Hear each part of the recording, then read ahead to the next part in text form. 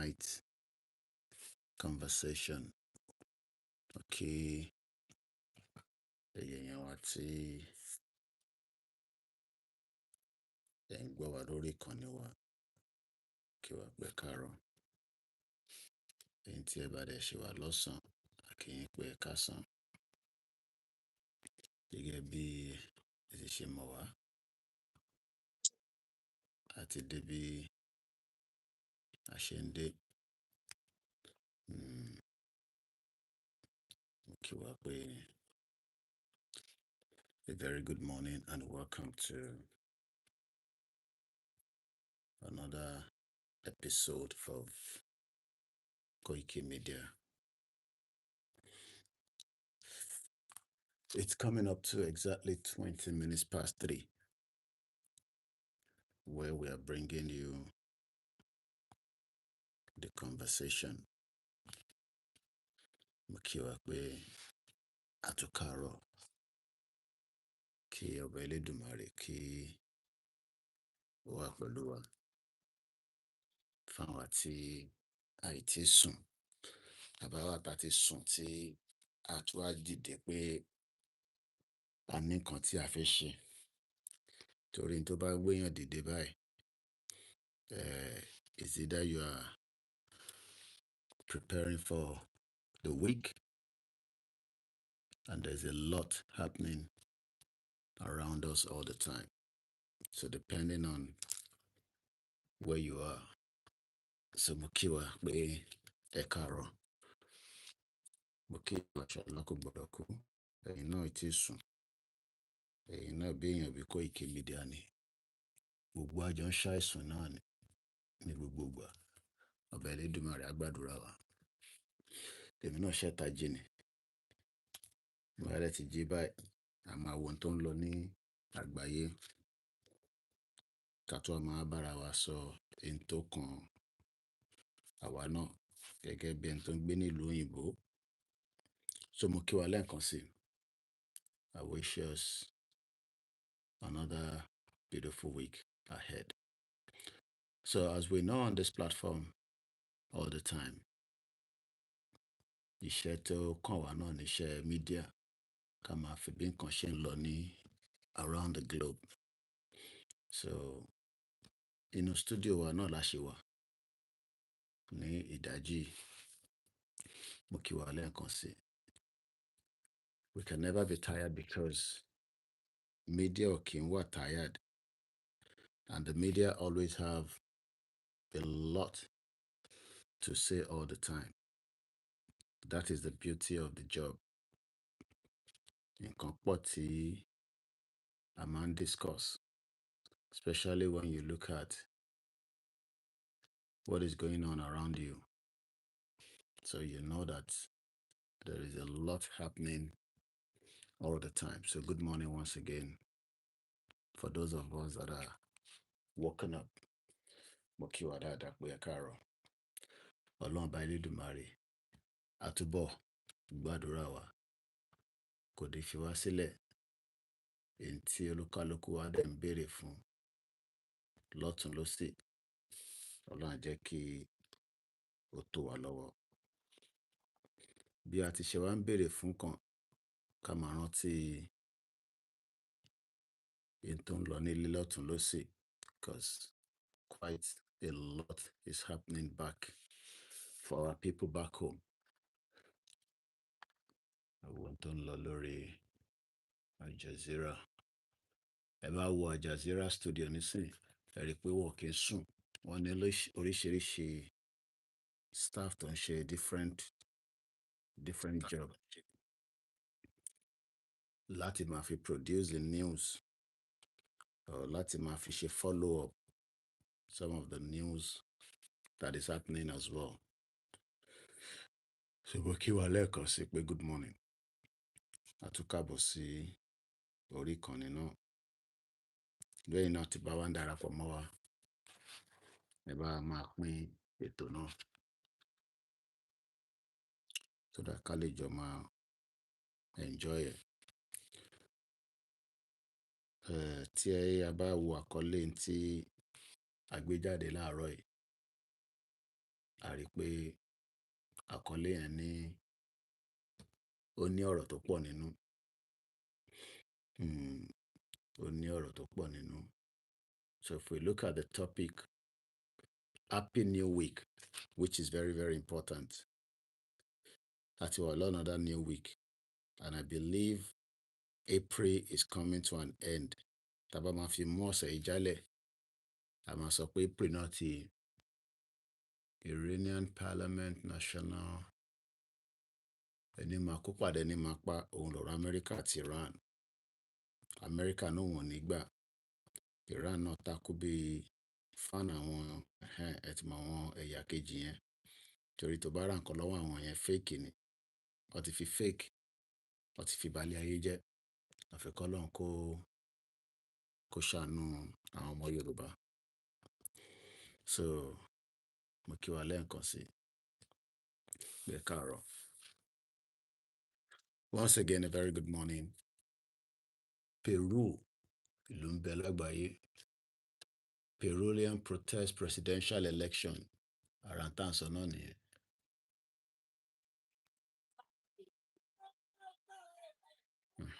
Official results from the first round of Peru presidential election are not expected until mid-May. Báwọn èèyàn ti ń protest.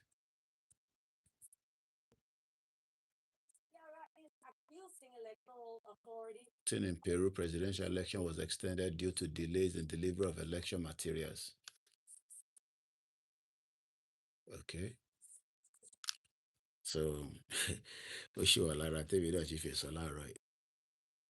Ó ṣì wà lára conversation tí mo fi sínú topic. Mo ní Happy New Week. Ìyẹn ni mo kọ́kọ́ fi ṣe àkọlé èyí tí mo gbé jáde. Nígbà tí mo sọ bẹ́ẹ̀ mo wá ní life, mo ní Happy New Week, our quest to freedom continue. Ta ló fẹ́ freedom? Kò dìgbà tí a bá gba Yorùbá nation nìkan ló fẹ́ freedom. You know, I don't think you want police to harass you. That's part of freedom. You want a job, it's part of freedom. You want good health care, it's part of freedom. So it's not literally when you are asking for an independent sovereign nation. So ibi tẹ́mi wà nísìn, we continue to ask for freedom. Election born nísìn, or send the polling card in me. Election is coming, you know, polling card me, but send it. So that ma fi dìbò ní May 7. So I'm looking forward to the election in May 7. Money life living abroad. Living abroad. The life living abroad is a daunting task. Kolamba foriji yami. You know, many of our parents that were living here before we came here. Kafika dúpẹ́ fáwọn parents wa. So life living abroad. How do you see it? Taba sọ pé life living abroad. Báwo lẹ̀yin ṣe rí sí? And the last one is election. Nigeria election. What next after 4 years? So mo ní article kan tí mo rí lọ́dọ̀ brother mi Káyọ̀dé Ẹmọ́lá tí màá fẹ́ gbé jáde láti fi jẹ́ ká jọ kà. So those are the areas I'm going to look at early this morning. I'm just sharing this program to my platforms. Ìyẹn ló ṣe pàtàkì kí n tó bẹ̀rẹ̀ program.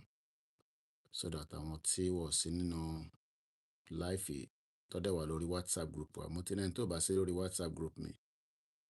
Request for it. Even Pastor Jerry gan jojúmọ́ ló máa ní join my WhatsApp group. Adẹ̀ ti sọ fẹ́yìn náà ẹ darapọ̀ mọ́ WhatsApp group wa. Kẹ́ lè mọ̀ tó ń lọ náà ni. Ẹni tó bá darapọ̀ mọ́ WhatsApp group wa ló máa jàǹfààní oríṣiríṣi nǹkan tá a bá ń gbé jáde. So right now, as you can see, I'm posting into my WhatsApp group. So we have 893 members. You can see there, 893 members. So gbogbo àwọn members yìí nísìn, wọ́n máa jàǹfààní Ẹ̀yin tẹ́ wà lórí Facebook, ẹ jẹ́ ká switch around. Let me switch things around. Ẹ má bínú sí mi. So I'm sharing it, and I want you to also help me to share. So good morning once again to each and every one of us. Kọ́lọ́run Elédùmarè kó ṣàánú wa.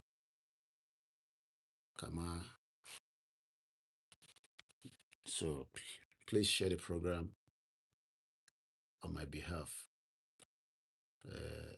And also comment, like.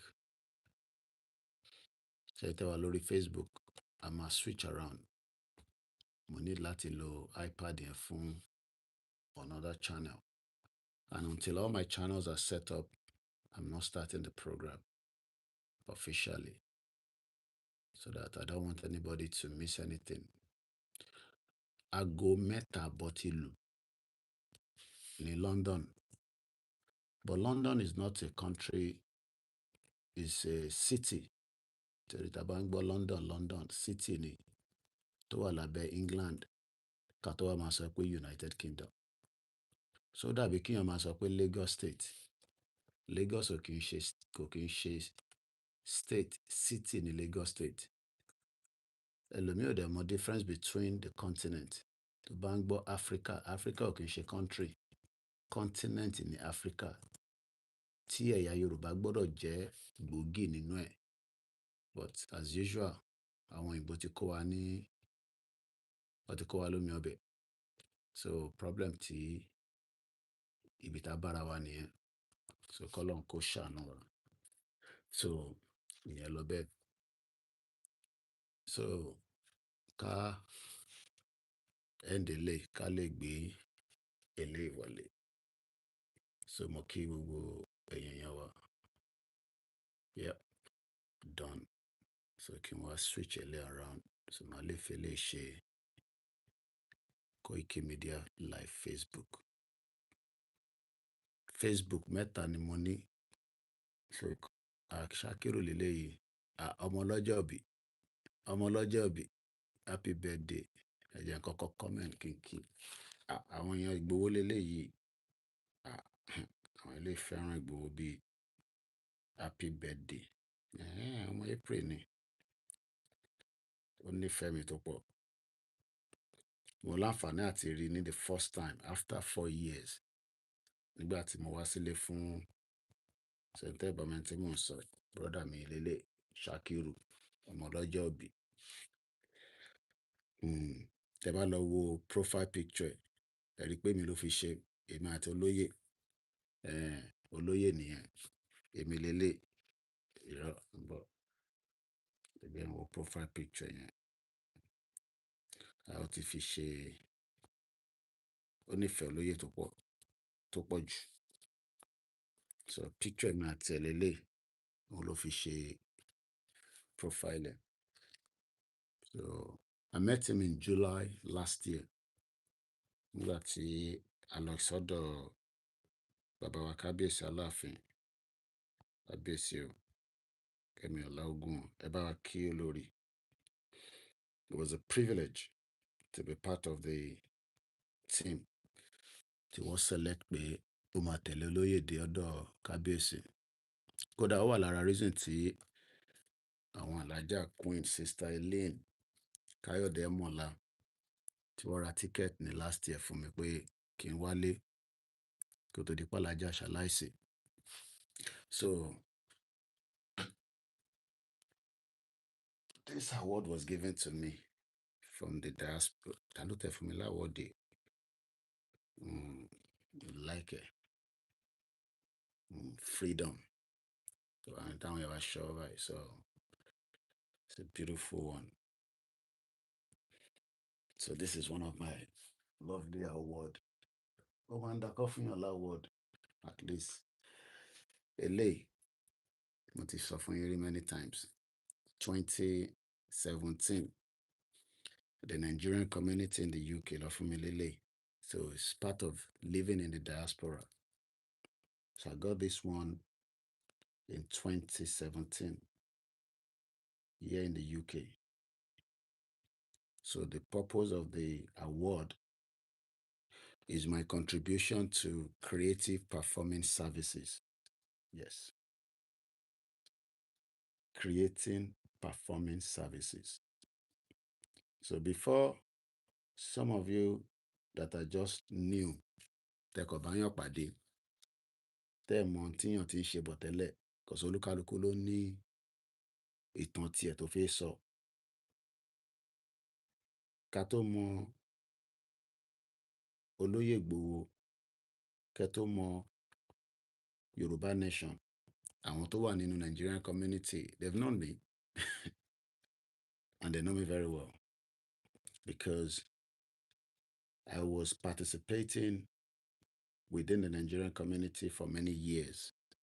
And I'm still within the Nigerian community. Kò ṣe pé mo sá fún wọn, but in tí mo kàn gbé dání nígbà yẹn kó má contradict in táwọn ń ṣe, because as a Nigerian that lives abroad and I'm asking for Yoruba Nation, some of them might not like it, while some of them like it. I know that because some of them we didn't have cordial relationship anymore. While some of them we still have, good relationship.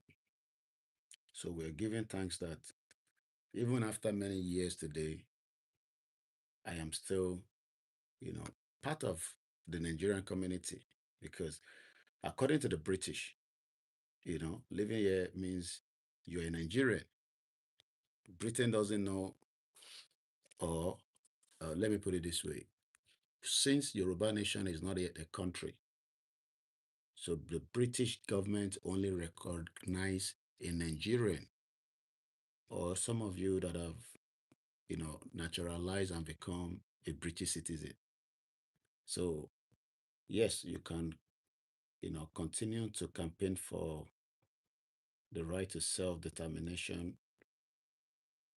Does not mean that the British has recognized Yoruba people. I saw some people went to protest at the parliament yesterday, whether it was yesterday or Saturday, but I saw the video on X. And what they have gone to protest is about the upcoming election in Nigeria, that they want free and fair election. So that is the beauty of living here. You can go, and we've done a lot of that before, by going to the parliament, do rally, especially when Igboho was detained. So before you send Jack Robinson, this is me when I was given this lovely award in 2017 for the contribution as an uncelebrated Nigerian in the UK. So mo dúpẹ́ lọ́wọ́ àwọn tó fún mi láwọ́dì yẹn. It's amazing. So let's now start going into our program this morning. And I say good morning, Fenitewalori, TikTok. So I am live on TikTok, Instagram, YouTube, Facebook. So it's a beautiful one to know that people are always also eager or wants to know what we want to talk about. Ẹlòmíì ó kàn fi wá gbọ́ nǹkan tá a fẹ́ sọ pé ṣe ṣe Yorùbá Nation. Nǹkan kan tó ń fi wá béèrè nìyẹn all the time. Wọn ní nǹkan mi tọrọ pa máa sọ. Ṣé Yorùbá Nation nìkan la máa sọ? Èmi tí mo ń gbé nílùú òyìnbó, mo ní nǹkan mi tí mo fẹ́ sọ. Ṣé tíyàn bá ń taṣọ, ò ní máa wá báwọn èèyàn ṣe máa ra different design aṣọ. Tó bá ń ta bàtà, ò ní máa wá báwọn èèyàn ṣe fẹ́ ra different bàtà tó máa lọ, kọ́lọ́run foríjì ìyá mi nígbà táwọn ń ṣòwò. They travel all the time looking for different things. But people don't expect you to do any other things. Jọra ti gbé Yorùbá Nation dání, wọ́n expect me pé kí n ṣe nǹkan mi. They're serious. Bí ẹ̀yin lẹ employ mi síbi iṣẹ́, bí ẹ̀yin lẹ ń san salary mi. So mo kẹ́yìn yẹn, ẹ káàárọ̀, káàbọ̀ sí ìkànnì wa. Kí ni ìdí tẹ́yìn náà ti sùn? Ṣé wà lẹ́nu iṣẹ́ ni? Torí èmi ti wà lẹ́nu iṣẹ́ báyìí. Èmi ti wà lẹ́nu iṣẹ́. Because journalist lèmi. Kò sígbà tá a lè ṣe program. Because ilé iṣẹ́ wa is 24 hours. We can come online anytime, at any day. because we always have something to say. So we are not different from Al Jazeera. I am not different from Sky News. Tiba Losori Sky News nisin. Oh, okay. Internet, YouTube ni mo fi ń wo àfi tí bá padà sẹ́yìn. So tí bá lọ sórí Sky News, màá rí pé àwọn náà wọ́n ń báṣẹ́ lọ. So that is on that. All right, let's come back here. So mo kí wa lẹ́ẹ̀kan sí. Good morning. Now, let's pick the topic as I have it. It's a new week, right? We all know that now. So everybody knows that we are now in a new week. Even though our can believe in the what is known as the is it Gregorian calendar? Because let's look at it. Gregorian calendar. Yeah. So according to AI overview, Taba sọ pé Gregorian Gregorian calendar is the world's most widely used solar civil calendar. It was introduced by the Pope Gregory in October 1582. If you man like anything that has to do with date, 1582. That's in the 15th century. So àwọn kan ló ń determine, how we are going to have our date, and the way life is structured now. If you see the way life is structured, you know that people are controlling it. Whether you agree, whether you disagree. Anything about Instagram, I'm going to switch things around because my fellow phone me fish life here. So that I can use this one to do my Twitter. So I'm gonna switch around. It might be no see me. Let's end this and bring you with this one. So Lankosimokiwa, we are Karo. So the Gregorian calendar Tan Loleni was put together by Pope. Pope Ugonisin wà ní Angola. It is a mass land Catholic.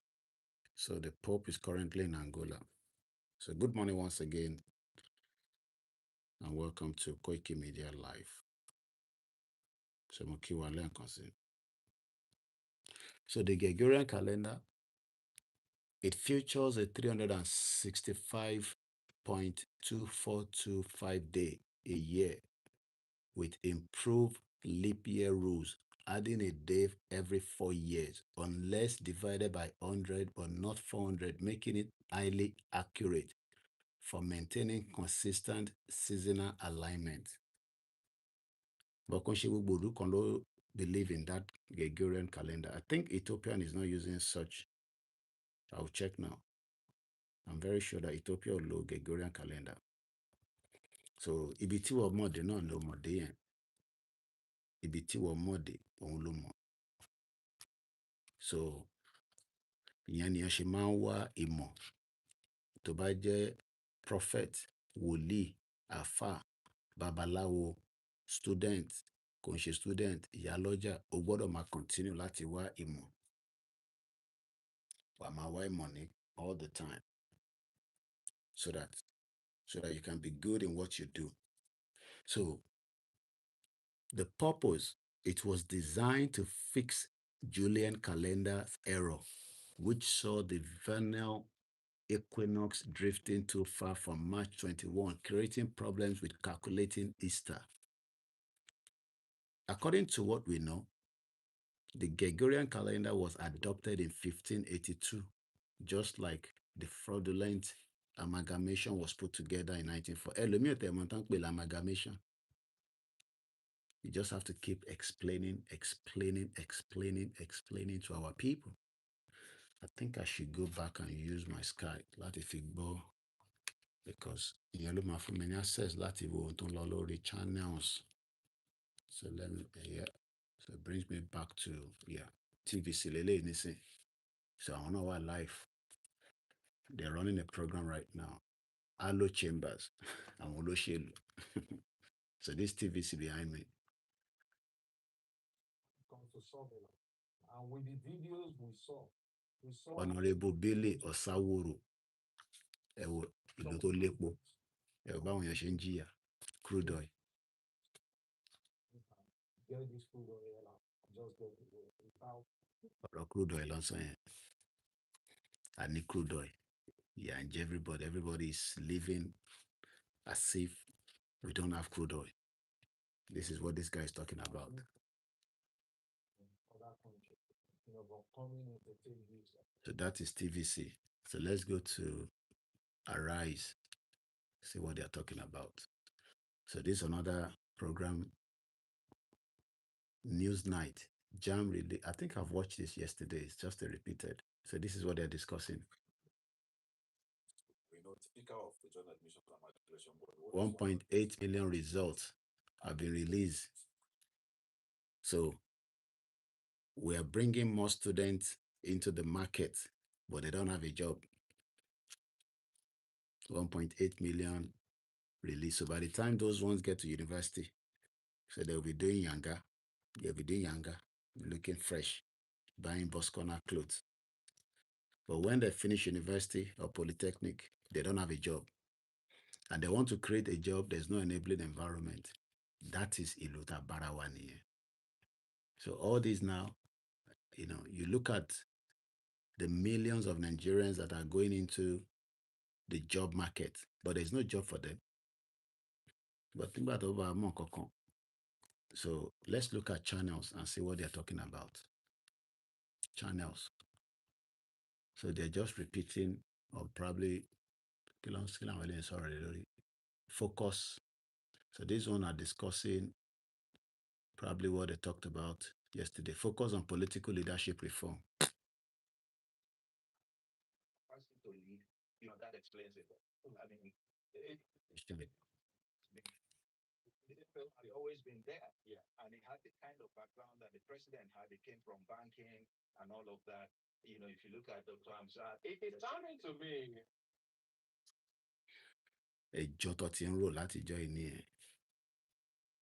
Focus on political leadership reform. This is channels. Find the example, for instance, of Donald Duke. Duke. I think I watched this yesterday already. So that is on that. Now you have an idea that media is an ongoing job continuously. So good morning once again and welcome to the late night conversation with me, Koikimedia.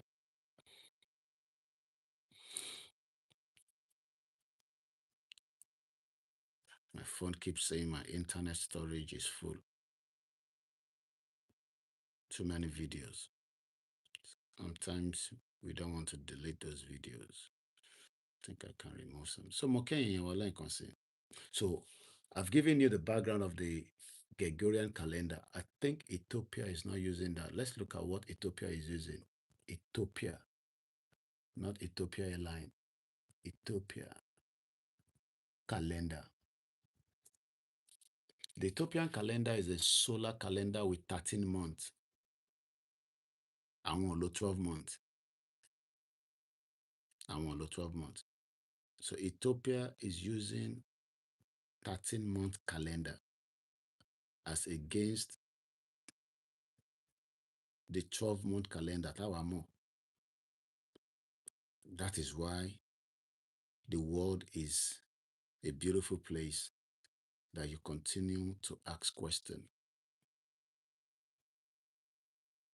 Ethiopia is not using the same calendar like us. Calendar táwọn lò is 13 months. So calendar táwọn lò 13-month calendar ni. Mo kí àwọn èèyàn wa lẹ́ǹkan sí.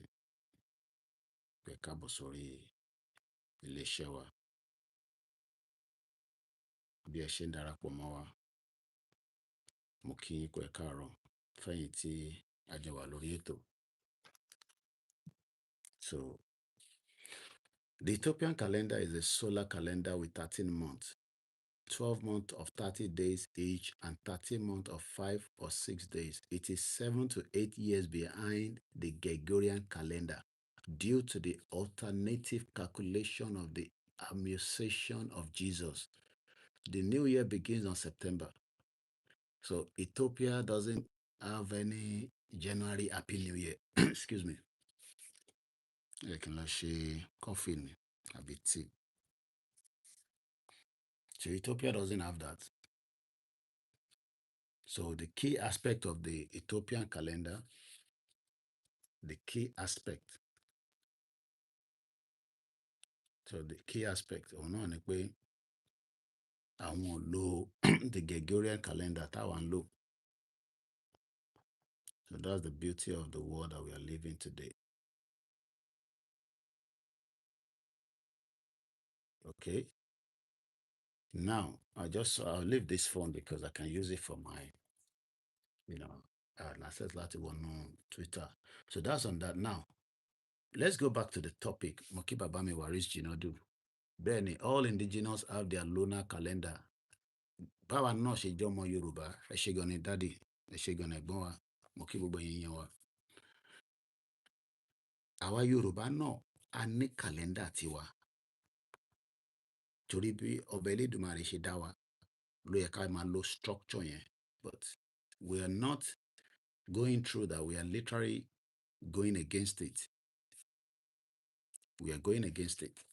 So tá bá wo Ethiopia lẹ́ni nísìn, according to what I said earlier, Ethiopia is 7 to 8 years behind.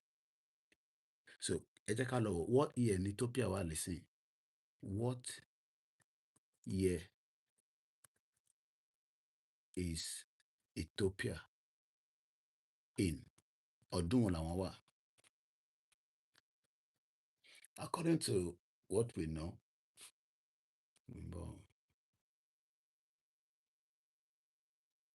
Ethiopia is currently in 2018, according to the Ethiopian calendar. 19, 20, 21, 22, 23, 24, 25, 26. Yeah. 7 to 8 years, according to Tosomba. So, right. So, Ethiopia is 7 to 8 years behind.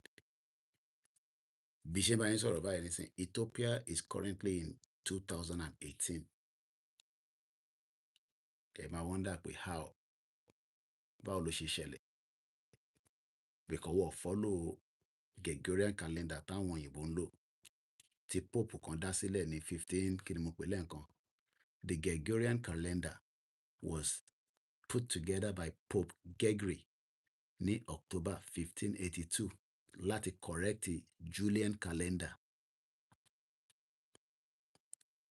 Ṣáwa náà ní calendar tiwa ni.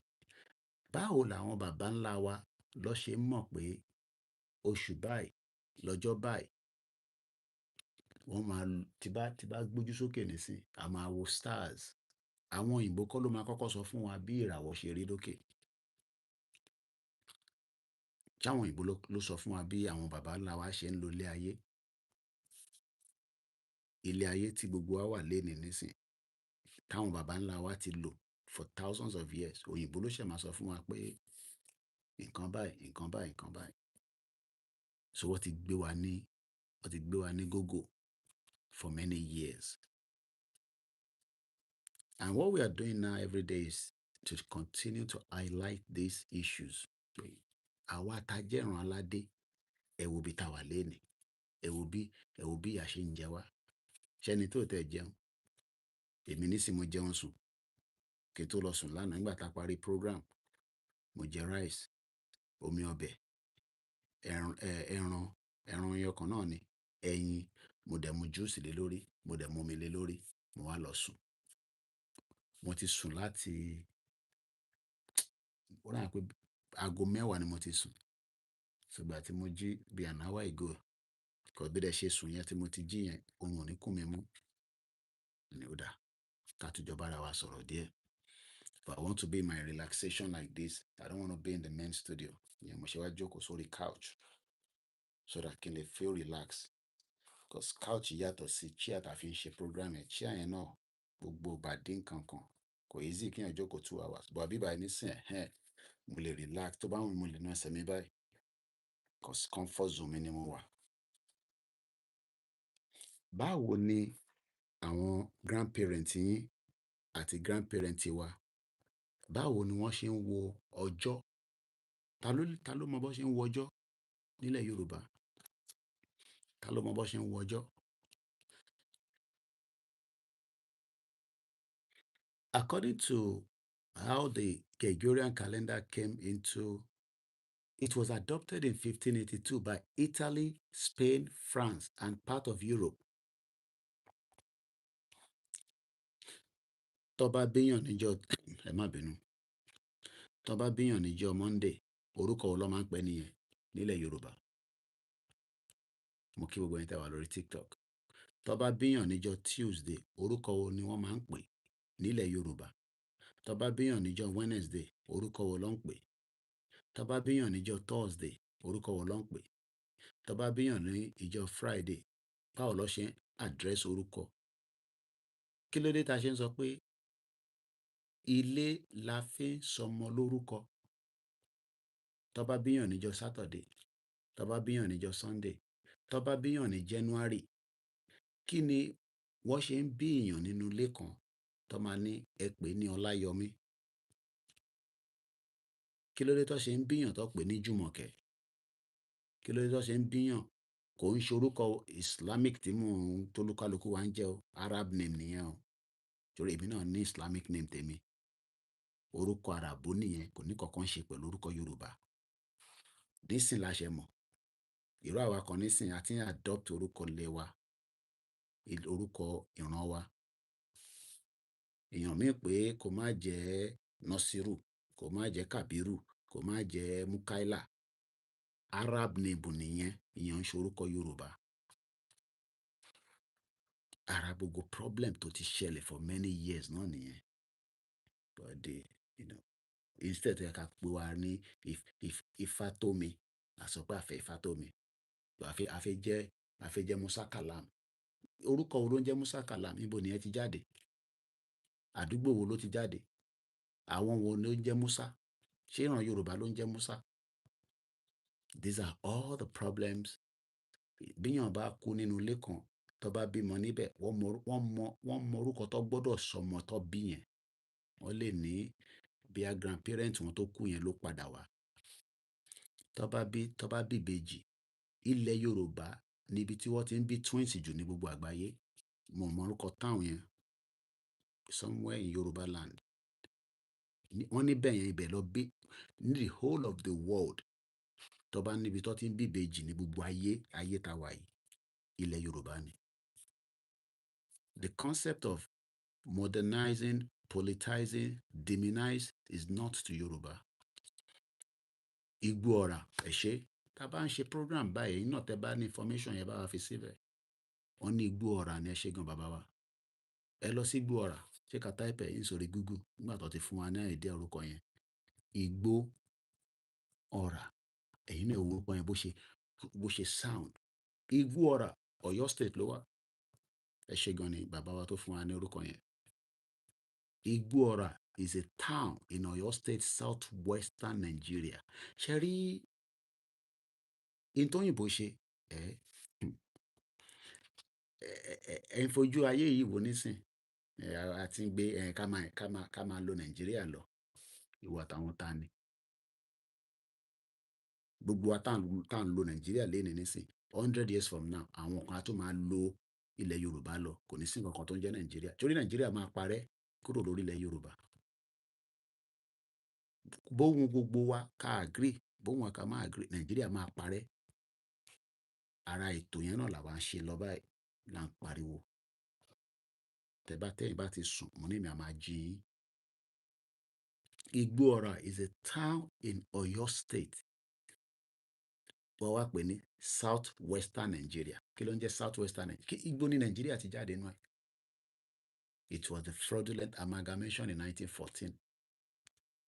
Tó bá jẹ́ pé kò sí Nàìjíríà ni wọ́n á kọ́ ní Igbó ọ̀rà is a town in Ọ̀yọ́ state. Tó bá tẹ̀jẹ́ pa fi lu Ọ̀yọ́ in Oduduwa Republic or Yoruba nation or Yoruba kingdom. whatever name tá a bá fẹ́ pè. Àwọn á ní Ọ̀yọ́ state, south western Nigeria. Gbogbo Nàìjíríà tá à ń sọ̀rọ̀ yìí kò tí pé 100 years. Tá a bá tẹ̀ mú lọ pé amalgamation 100 years, kò tí pé 150 years.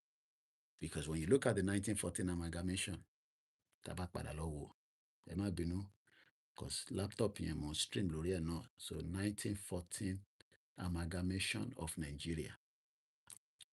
O gbọ́ rí. So látijọ́ tí wọ́n ti dàgbà, because tó bá ti wà lórí social media, that means you're 18. O ti dọkùnrin, o ti dọbìnrin. Mo fẹ́ máa sọ health yẹn, ìyẹn mọ tí èèyàn fi ń sọ pọ́kùnrin nìyàn. Tó bá bọ́bìnrin sùn nísìn, probability pé wà fún lóyún. Àwa ń sọ̀rọ̀ amalgamation olóhùn mọ̀. Problem tí ẹ nìyẹn kò ń ṣe problem tèmi. But tó bá kí obìnrin mọ́lẹ̀ nísìn, wà fún lóyún. Torí àtọ̀ ti wà lára ẹ̀, ó ń ṣọmọ kékeré. Ó wá ń sọ̀rọ̀ Nàìjíríà. Ó lọ bèèrè lọ́wọ́ àwọn parent ẹ̀ tán pé Nàìjíríà. Ó ń sọ Nàìjíríà torí APC, torí PDP. Àwọn yẹn politics ni àwa ń sọ̀rọ̀ yẹn pa ìran wa. On January 1st, 1914, British colonial governor General Sir Frederick Lugard amalgamated the Northern Nigerian Protectorate and the colony and the Protectorate of Southern Nigeria. Southern Nigeria ní ilẹ̀ Yorùbá, to form a single colony and a protectorate tó fi ń pè ní Nigeria. Gbogbo ọ̀rọ̀ Nigeria léni nísìn 1914. Àwọn ẹ̀yà wo ló ń gbé níbẹ̀ kó tó di pé wọ́n ṣe 1914 amalgamation? Tó yẹ káwa náà ní kàlẹ́ndà títọ̀dọ̀ tiwa. Niger Latin, Greek root word, Nigeria. Gbogbo ẹ̀ ti Nigeria. Ká tó padà sórí topic tá a fẹ́ sọ̀rọ̀ lé lórí. Àmọ́ díẹ̀díẹ̀ ni. A lè wà níbẹ̀ tí ilẹ̀ máa fi mọ́. Tágbára mi bá ṣe gbé ni. Mo ní happy new week. Ibẹ̀ láti kọ́kọ́ mú ètò yẹn. But ṣé wíìkì tí wọ́n sọ yẹn, ṣé bẹ́ẹ̀ náà ló ṣe rí ní Ethiopia àti mọ̀ nísìn pé lámbà ni? Because Ethiopia wà ní 2018 bá ṣe ń sọ̀rọ̀ yìí. 2018. So Ethiopia is 8 years behind. Àwọn ìbò ló ń sọ fún apá wa ní 2026. Ethiopia ò believe pa wà ní 2026. Àti kọ́kọ́ mú yẹn. Àwa lọ sí Igbó Ọ̀rà lára ibi tá a ti ń sọ̀rọ̀ ibi tí ìbejì pọ̀ sí lágbàáyé. Igbó Ọ̀rà is recognized as the twin capital of the world. O gbọ́ rí? Ẹ gbọ́ rí àbí? Ìyàtọ̀ iléeṣẹ́ yìí nìyẹn. Àwa máa fún yín ní information tó máa mú lọ sí beer parlour tó bá ti ń jẹ pepper soup pẹ̀lú ìgbín, àbí tó ń jẹ orí ègúnfe àbẹ́jà àrọ̀. Wàá lè ní information tó fi máa fi back pé Koiki ló sọ bẹ́ẹ̀, kò dẹ̀ ń parọ́. Igbó Ọ̀rà tí wọ́n wò yẹn tí kò jọ àwa lójú, ó dẹ̀ jọ àwa kan lójú. Igbó Ọ̀rà is the twin capital of the world. Ibi tí wọ́n ti bí ìbejì tó pọ̀ sí jù ní gbogbo àgbáyé, ilẹ̀ Yorùbá ló wà. Kí ló wá dé tí ilẹ̀ Yorùbá yẹn ò ṣe lọ sókè? Kí ló dé tí ilẹ̀ Yorùbá náà kò ṣe máa lo in táwọn baba ńlá wa fi mọ̀nà tó bá gbéra níjọ́ náà lọ́hùn?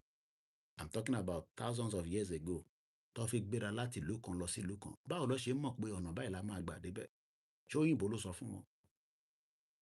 Mo kí ìyàwó Comfort ológun jẹ́ káàárọ̀ grandma, ẹ ṣe gan ẹ̀kọ́ àdúrótì. Akọ̀ tó ní ká tún ṣe iṣẹ́ ta mọ̀ náà ni. Èmi náà ti sùn. Lóòótọ́ ó yẹ kí èèyàn ṣe máa sùn náà nítorí wọ́n níyàn ní 8 hours in a day.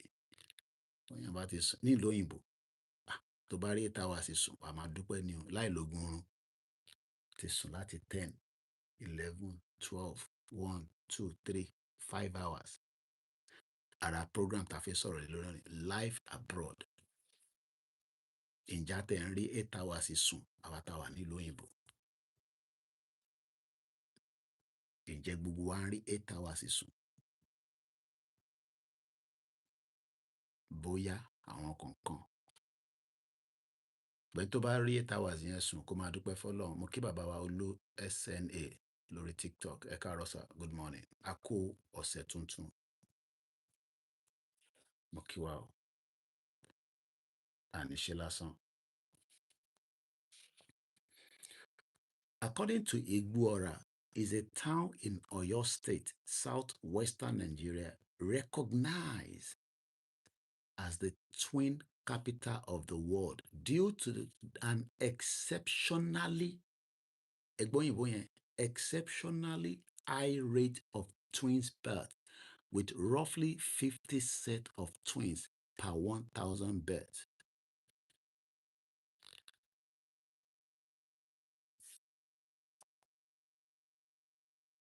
Nínú ọmọ 1,000 tó bá bí ní Igbuora, 50 of them are twins. Kò síbi kankan lágbàáyé tó tún nínú that kind of. It is located near Lagos State. This Yoruba community features a high concentration of twins across all age groups, often attributed by locals to their deity or to their diet. Specifically issue at the okra leaf soup, and by researchers to potential genetic factors.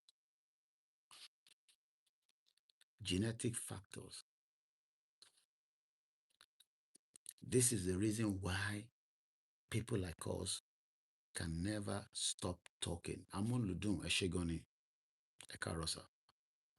Mo kẹ́yìn tẹ́ bá ti ń darapọ̀ mọ́ wa. Shoneye says they made us think of 8 hours. Okay, ẹ ṣé gan ni. Ẹ gbọ́ kan táwọn sọ pé kò ń ṣe dandan kó tẹ̀ jẹ́ pé 8 hours ló gbọ́dọ̀ sùn.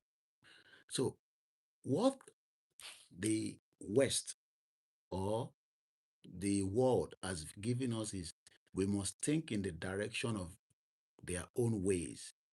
It's good sometimes, but àwa náà ní our own ways of living. Táwọn bàbá ńlá wa fi gbé tó fi dàgbà tó dògbò tó. Tíyàn bá rí àwọn bàbá yẹn gbé life tó gbé níjọ́ náà lọ. Ẹ wò nísìn oríṣiríṣi àìsàn oríṣiríṣi cancer kìíní kan àìsàn kọ̀ọ̀sùn lọ páàkiri oúnjẹ tá à ń jẹ ti wà too much of acidic. Àwọn bàbá yẹn wọ́n mọ oúnjẹ tó máa jẹ tó máa break àwọn nǹkan míì particles míì lára. Àwọn tó bá jẹ́ nutritionist wọ́n máa mọ tí mò ń sọ. Àwọn mọ àwọn ìtọ́ máa lò tí àwọn nǹkan míì máa dissolve kúrò lára wọn. Bọ̀ léni nísìn, a kàn ń jẹ gbogbo ẹ̀. Jẹ kéèkì, jẹ this, jẹ that, gbogbo kìíní yẹn, woman kan nísìn, ó ní èèyàn kan fẹ́ ba ilé iṣẹ́ òun jẹ́, òun ti ń ṣe búrẹ́dì fún 20 years. Èèyàn kan jáde ó ní búrẹ́dì tóun rà after 2 weeks kò expire. Báwo ni búrẹ́dì ò ṣe ní bu after 2 weeks? Kí nìkan tó fi sínú búrẹ́dì náà tó fi rí bẹ́ẹ̀? Ìyá kan ti jáde nísìn, ó ní ilé iṣẹ́ òun, ìyẹn ọ̀dẹ̀ níyàn ọ̀dẹ̀ ṣó orúkọ náà kò dárúkọ ẹ̀. Now, mo wo fídíò kan lọ́dọ̀ àwọn Business Day. Ẹ jẹ́ kí n wo bí àwọn lè mú fídíò yẹn wá. Ẹ̀yin tẹ́ ń ra ṣe ra àwọn powdered milk tó ń dì sínú plastic bag. Ọlọ́run má jẹ́ kẹ́ jẹ poison. Mo fẹ́ sọ̀rọ̀ nípa diaspora náà. So bí tí mo ti fẹ́ sọ̀rọ̀ mo bá fídíò yìí kọ́ pàdé nísìn. Àwọn couple yìí. Mo kọ̀ rí náà nísinsìnyí ni o. A Nigerian, ó ti ẹ̀ ti gbé sá lọ ṣá. Ó ti refresh, ó ṣì wà ń bẹ̀. A Nigerian, oh my God. Twitter mi ó mess around láàárọ̀ ẹ̀. Fóònù yìí ti wà, ó ti full up. Ó dẹ̀ ti gbé kíní ẹ̀ lọ ṣá. Anyway, ká fi yẹn sílẹ̀. But ẹ jẹ́ kí n lọ sórí Business Day handle. Business Day. Mo wo nǹkan kan lọ́dọ̀ wọn. Wọ́n sọ̀rọ̀ nípa òun lélẹ̀, mo ti rí wọn. Wọ́n sọ̀rọ̀ nípa fóònù yìí ó mess up gan ní òru yìí. Kò fẹ́ ká rí nǹkan kan ṣe pẹ̀lú ẹ̀. Ó ti full up ni. Alright, ẹ jẹ́ kí n wá báyìí. Wọ́n sọ̀rọ̀ nípa bí wọ́n ṣe ń rí package cornflakes, powdered milk, Bonfita. Wọ́n yọ kúrò nínú packaging ẹ̀ gangan. wọ́n wá ń rọ́ sínú àgbélẹ̀rọ. Ó dàbí kíyàn máa rọ bọ̀. Torí ẹ lò, èmi máa ń like kí n fi nǹkan wọ̀nyàn. Ok, penny ló wà níbẹ̀. Ó wá dàbí pé kíyàn ra kíyàn máa ra powdered milk tó rọ sínú plastic bag. Kò sí expiry date níbẹ̀. Ẹ̀yin tẹ́ ń ra yẹn, báwo lẹ ṣe mọjọ́ tó máa expire? Ọmọ mẹ́wàá ń ṣẹlẹ̀ ní Nàìjíríà. Ìlú tó ní medical treatment, ẹ tún wá ń dákún problem tó wà ní ara yín. Mo ń bọ̀. Mo fẹ́ wo bí a máa mú fídíò yẹn jáde láti bíbá.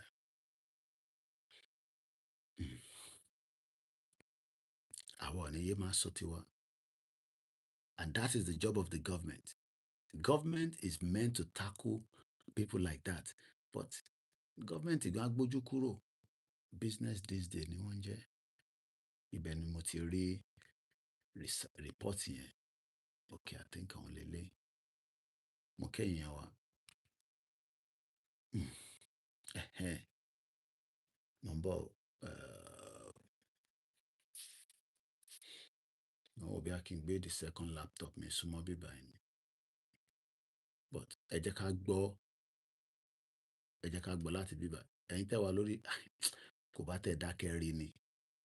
It will be the best. Fóònù tó kàn mess up ni. Kàn mess up láàárọ̀ yìí. Kò fẹ́ fún mi ní access láti ṣe tí mo fẹ́ ṣe. On cut off. Okay, ẹ jẹ́ ká gbọ́ láti bíbá. Ẹ jẹ́ ká gbọ́ láti bíbá. Mo kẹ́yìn wa lẹ́ǹkan ṣe káàárọ̀. Káàbọ̀ sí iléeṣẹ́ wa Koikimedia. Ẹ jẹ́ àgbọ̀ ní bíbá. Are feeding on nearly millions of Nigerians are feeding on expiry food. Oúnjẹ tó ti expire lẹ́ ń jẹ.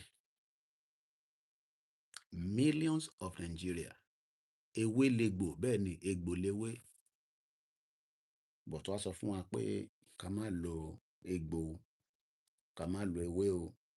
But àwọn big pharmaceutical company, even gan Prince Charles, nígbà tí wọ́n ní cancer, wọ́n ní kò ní lo bí àwọn herbal remedy ló ṣà máa lò ṣá.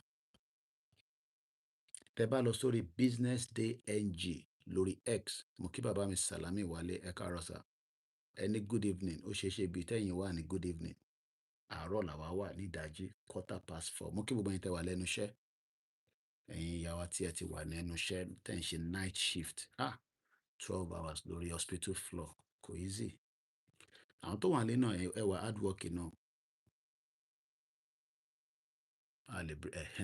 Ẹgbọ́n nǹkan tó ń sọ. Ẹ mọ̀ pé lè mo fi ṣe program ní cost of living. Ẹgbọ́n nǹkan tó ń sọ lórí Arise. Lórí channels. To address is how do we monitor some of these policies that we're actually talking about? If you look at the revenue that is actually being shared from 2023 after the removal of subsidy, we no longer talk about. Olùṣẹ̀san Okunade ló ń sọ̀rọ̀ is a chartered accountant. Okay. High on rising cost of living. Ẹ mọ̀ kí mi náà fi ṣe program. Myself, even if you look at the political space, a lot of governors will tell you that having funds is not their problem because they now have enough. But how are you putting to use? It still speaks to domesticating some of the things because when you have more resources as subnational, how are you making provision for the people underneath you to benefit from those things that are coming? In terms of somebody now calling it, your governors have enough. Mo kí bàbá mi David Adegoke. Mo kẹ́yìn tẹ́ wà lórí night shift. Mo kí àwọn àtàtí ń palẹ̀mọ́ náà. Ẹlòmíràn ti ń dìde lórí bẹ́ẹ̀dì báyìí láti fi lọ bí iṣẹ́. Mo kí bàbá wa Stephen Idowu, ẹ káàárọ̀ sà. Nǹkan tá à ń sọ, ẹ̀wọ̀n kan mo sọ fún yín pé orí channels mo ti rí tó sọ̀rọ̀ nípa cost of living. Òun náà lọ sí san bíbá. Economic issues from that man.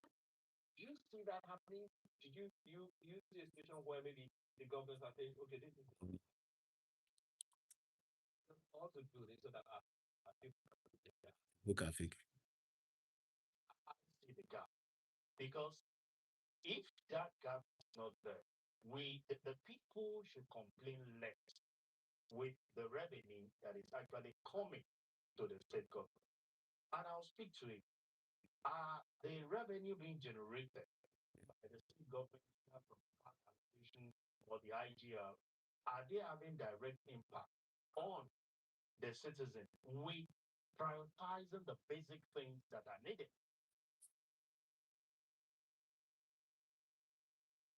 Is that not what we are discussing now? Your politicians don't care about you. They don't care. And we cannot hold them accountable. Yes, a fẹ́ mú President Tinubu lọ́rùn, but ẹ fẹ́ jẹ́ ká mú àwọn governors yín lọ́rùn. Your governors should be held accountable. Ẹ jẹ́ ká padà sórí expiry food tẹ́ ń jẹ. Most of you in Nigeria, expiry product nìkan tẹ́ ń jẹ. You gotta be very careful. I know poverty, wo Koiki kí la fẹ́ ṣe sí? But you gotta be careful because tó bá sick, ò ní rí ìtọ́jú tó dàbí àwa tá wà nílùú òyìnbó. Àwa tá wà nílùú òyìnbó náà àti san tax, àbáwọn kan san tax ni wọ́n fi ń tọ́jú wa. And even the medical system here is not as 20 years ago. Ó kàn ṣì ń bò wá láṣìírí díẹ̀díẹ̀ ni. The medical system tó fi ń tọ́jú wa ní UK, NHS ti wà overwhelmed. Wàhálà tó wà lórí NHS gan, ìjọba ìlú yìí gan kò lè gbé mọ́. It is overwhelmed. Ẹ jẹ́ ká padà sọ́dọ̀ business day ká gbọ́n tán sọ nípa expiry food. The topic on it, tẹ́ bá lọ sórí page wọn, kódà òun ló ṣì wà lókè. And it says, and I quote, ká tó play video yẹn. Investigation revealed that repackaging or repackaged expired products dominate Nigeria by 34 trillion naira food market. Big business in you. Is a big business in Nigeria today. Kò ń ṣe lẹ́kọ̀ọ́ nìkan, gbogbo Nigeria kọ́ repackage oúnjẹ. Àmọ́, how can you repackage, Bonfita? Báwo la ṣe fẹ́ mọ expiry date ẹ̀? Lóòótọ́ gbogbo àwọn kinní kan wọ́n ti ń tà wọ́n náà ní cheap. Wọ́n máa tà nínú 100 naira, small sachet. I saw that when I went to Nigeria this year.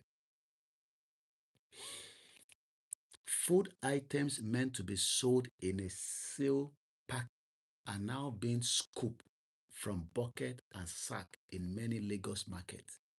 Lagos, A business day investigation found that some of these products originate from expired, near expired, or rejected factory stocks, stripped of their labels and resold cheaply to consumers. This billion naira underground trade continued to thrive across Nigerian market, raising concerns about food safety and public health. Ìlú tó ní good health care, we are adding more to the problem. So let's just listen briefly and then we'll come back. Once again, good morning. Mo kí yín ẹ̀yin tí ẹ ti darapọ̀ mọ́ wa. A kú ọ̀sẹ̀ tuntun. Happy New Week. Aago mẹ́rin ó kọjá 20 minutes láti London níbi tí a ti mú ètò ìwà fún wa. With these Lagos markets, added food items as for their packaging as in sacks, buckets, and nylon bags. Investigations by business they show many come from expired, near expiry, or rejected factory stuff. Conflicts lélẹ́yìí nísìn.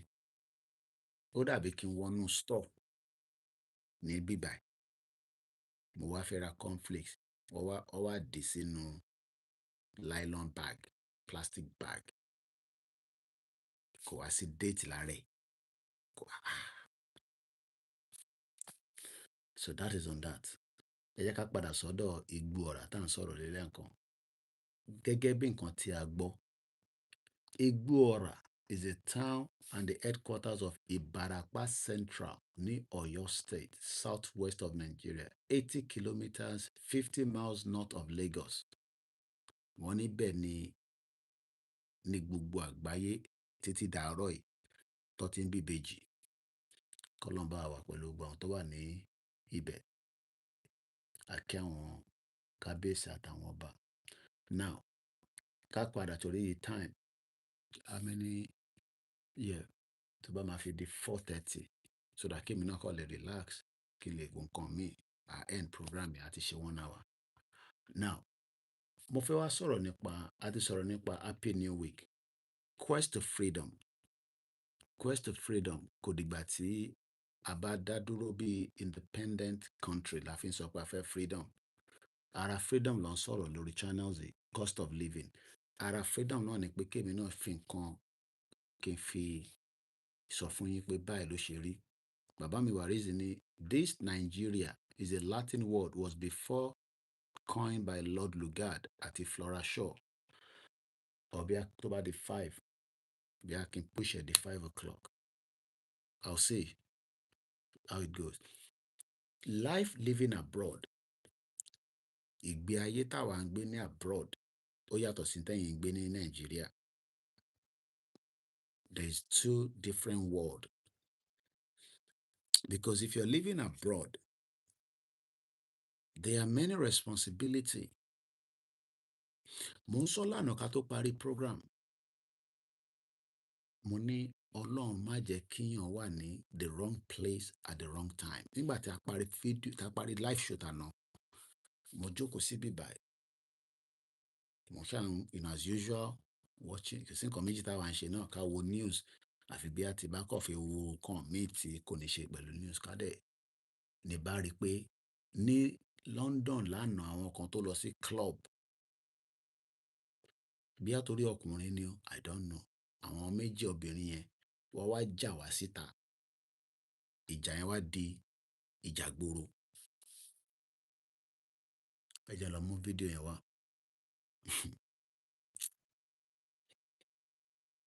Mẹ́wàá ṣẹlẹ̀.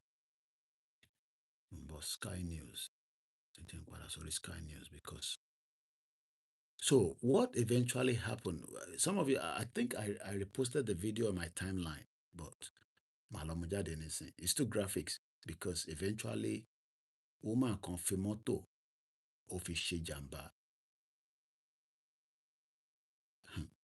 America yẹn, mo rí news kan nísìn náà, Sky News, 10 hours ago. 8 children were killed in a shooting in Louisiana.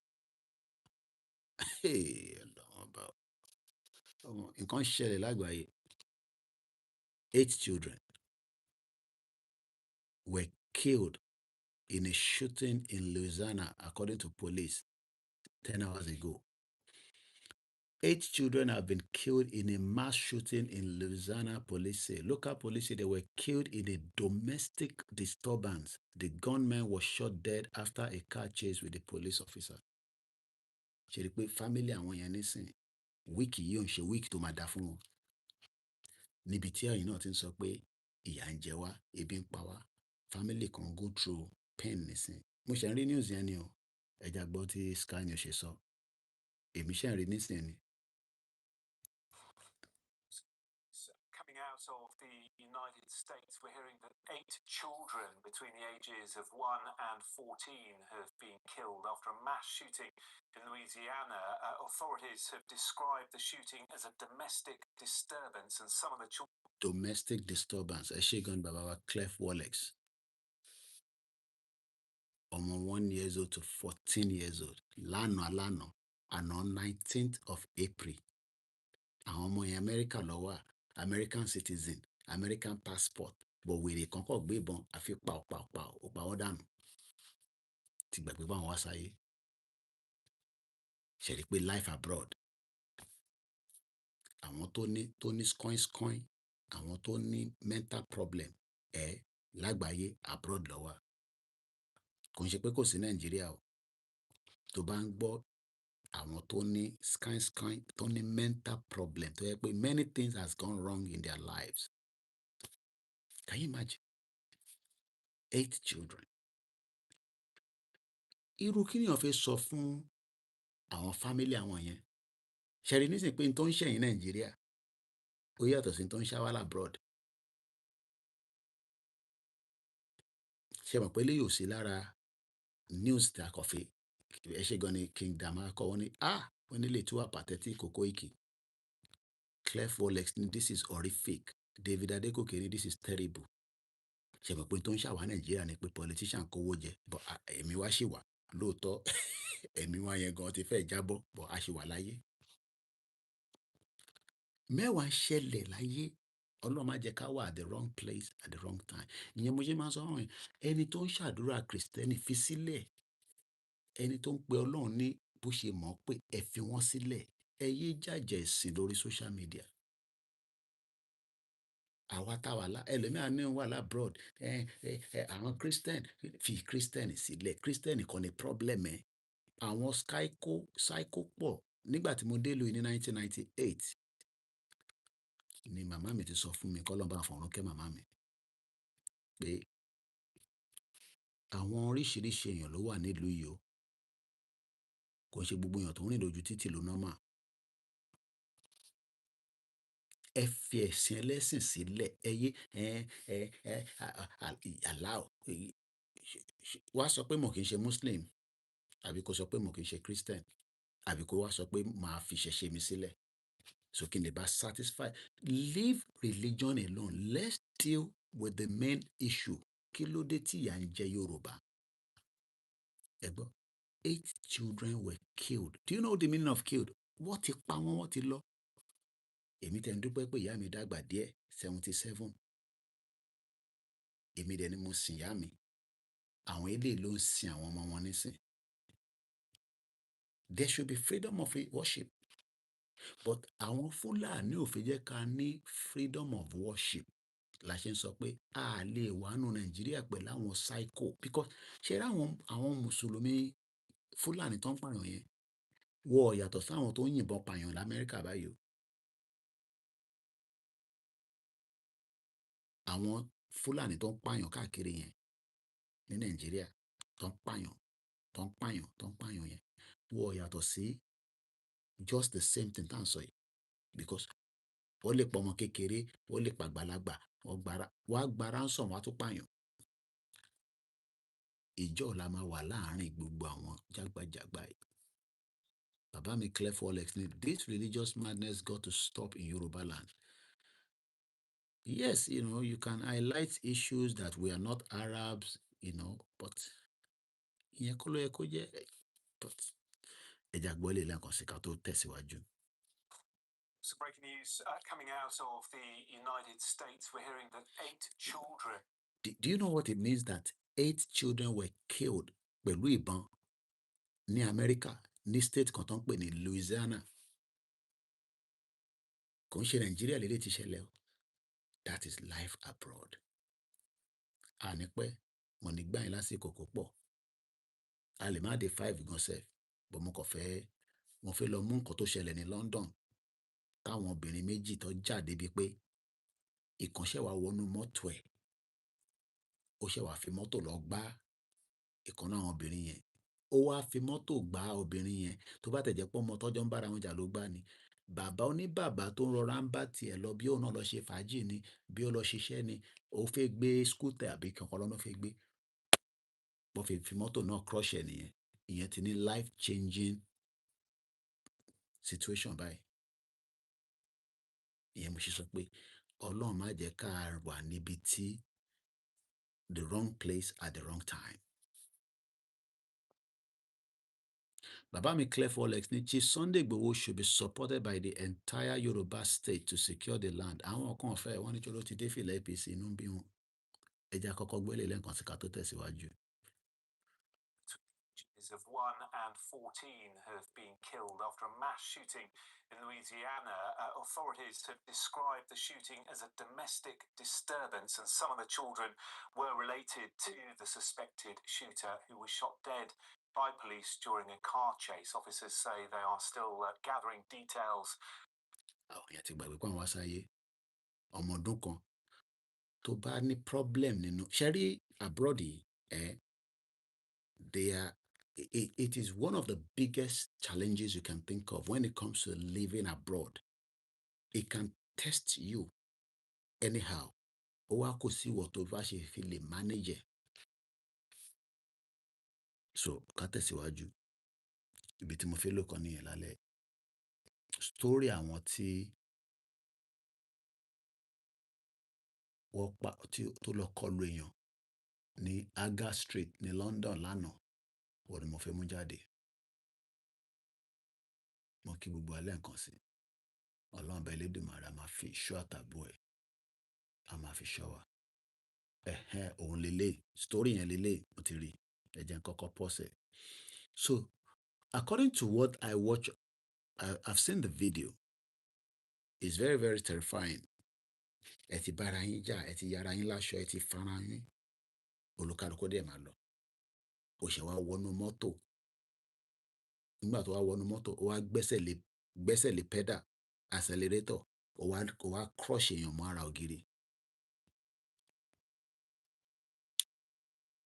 Bàbá mi Clef Olex ní Yoruba freedom and emancipation is urgent for preservation of our heritage.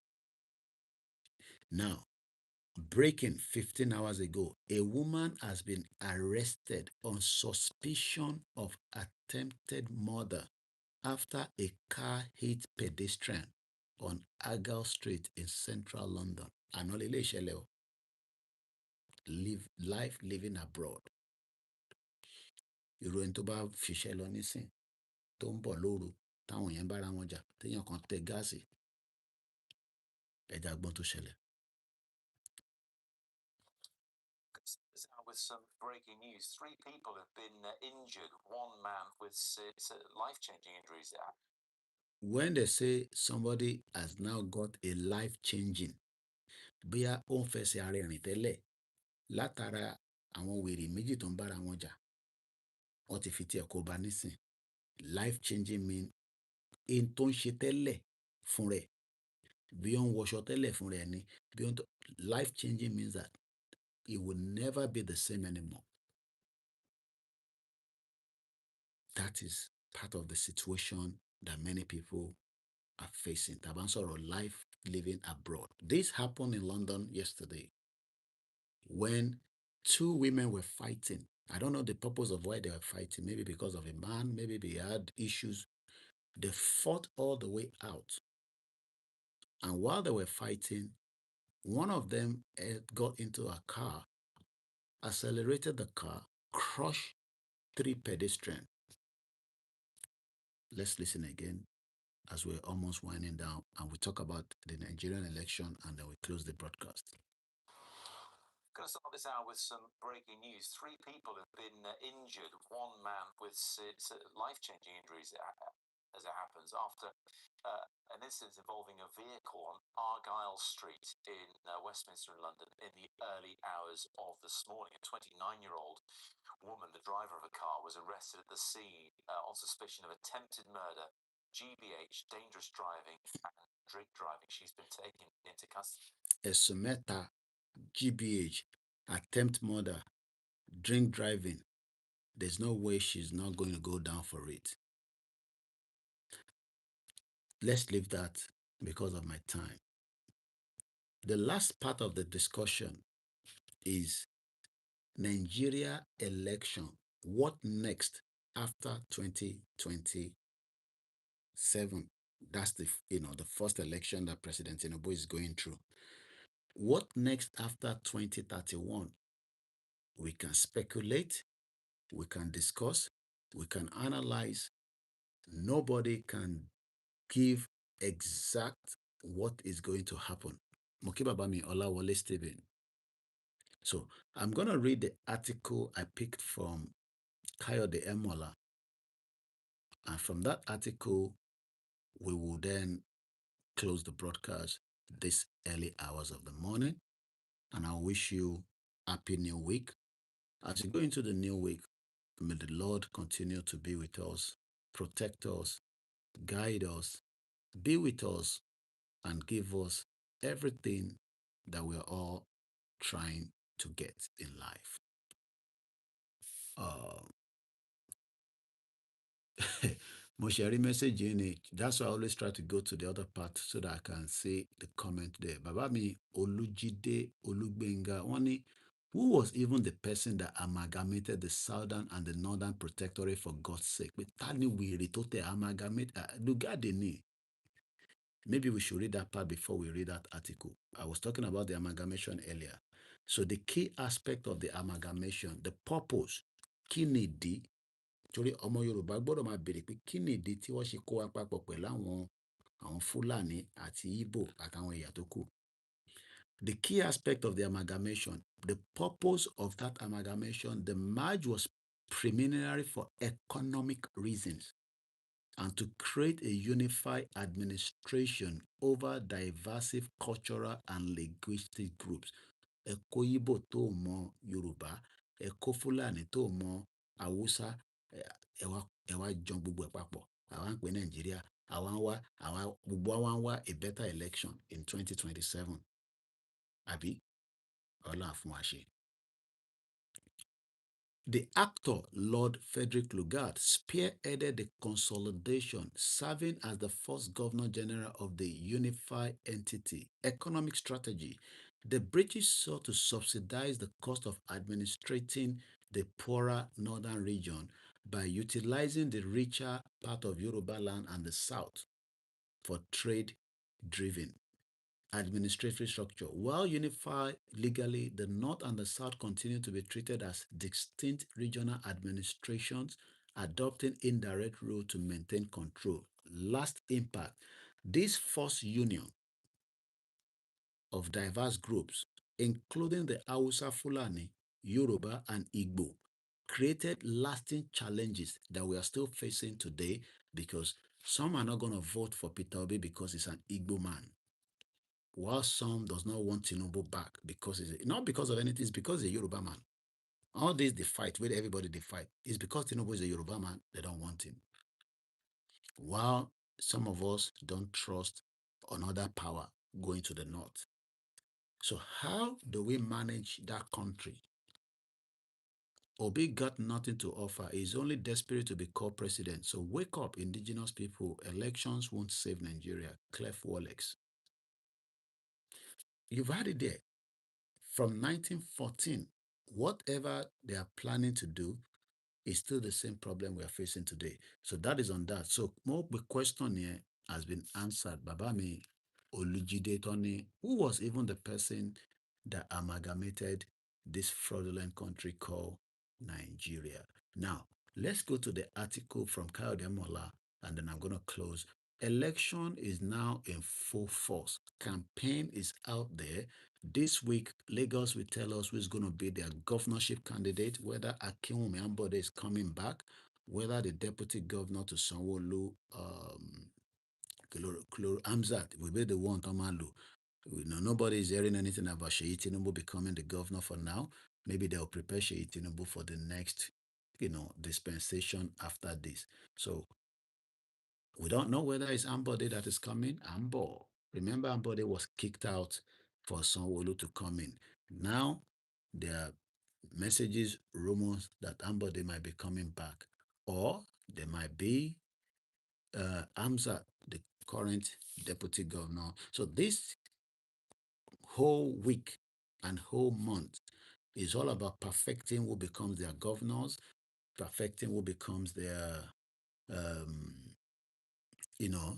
their representatives. Now, let's read this before we end the broadcast. And I think I can read it from here instead of straining my eyes going there. So, this was put together by Kayode Emola, Odebawati, and Yoruba Nation. Ó ní àwọn ìbéèrè tó bí wá níbẹ̀ tí màá fẹ́ kẹ́ bá ń fi sínú comment section. Lẹ́yìn yẹn, we'll end the broadcast and we can all go back to bed. According to Clef Wallet, what is the nonsense about? Why keeping the fake and fraudulent contraction? Singapore got out of Malaysia. Pakistan got out from India. Why not Biafra go, other goes, and everybody has, All right, let's read from here. By Kayode Mola. The topic is Nigeria political climate and the Yoruba struggle. Nigeria political climate and the Yoruba Struggle, 19th of April 2026 by Kayode Mola. Kayode Mola is the deputy to Babakitoye from the YSDM, the Yoruba Nation campaigners. There is no doubt that politicians of various political coloration and ethnicity are beginning to prepare for the general election of 2027. Many governors who have served one term are no doubt seeking the opportunity to return for the second mandate, whether their first tenure was shambles or not. The President Bola Ahmed Tinubu is also in no doubt seeking a second term in office, whether the people want him or not. With various sections of the country already queuing up behind him or against him, the opposition is also trying all they can to ousted the president, citing broken promises like the uninterrupted power supply that has failed to materialize. Whether Nigeria will remain one country in 2027 remains to be seen with several ethnic nationalities, regions, stakeholders pushing to be the dominant power holder in 2027. The president, who is enjoying the power of incumbency, will do everything within his reach to retain power at all costs.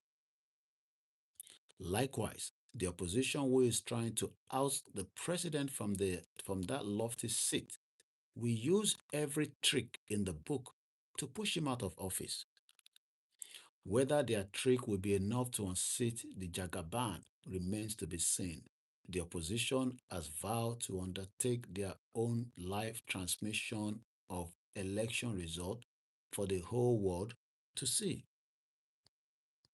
How this will be achieved in the face of multiple challenges in Nigeria beats my imagination.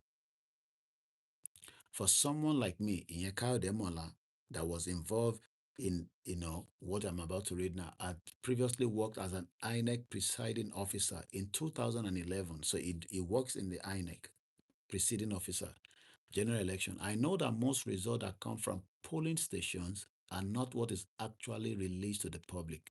How the manipulation of those results happens in high places is beyond me and a story for another day. We all witness the many irregularities in the 2023 general election that brought this present administration into power. Gross manipulations. I'm sure some of you remember those results that were clean like, primary school students. The numbers were changed. 1.3 million become 5 million all of a sudden. So he's explaining that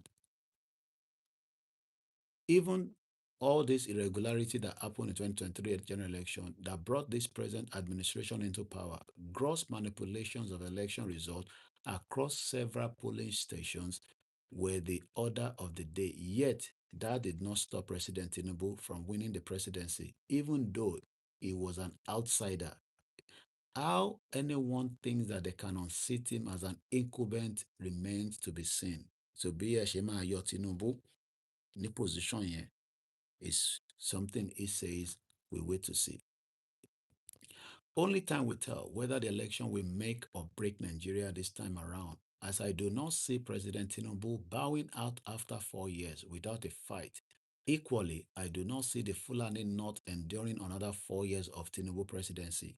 Or Tinubu ti sú àwọn northern cabals. The Fulanis are so power drunk that they may decide to go to war to break up Nigeria if they do not get hold of the presidency in 2027.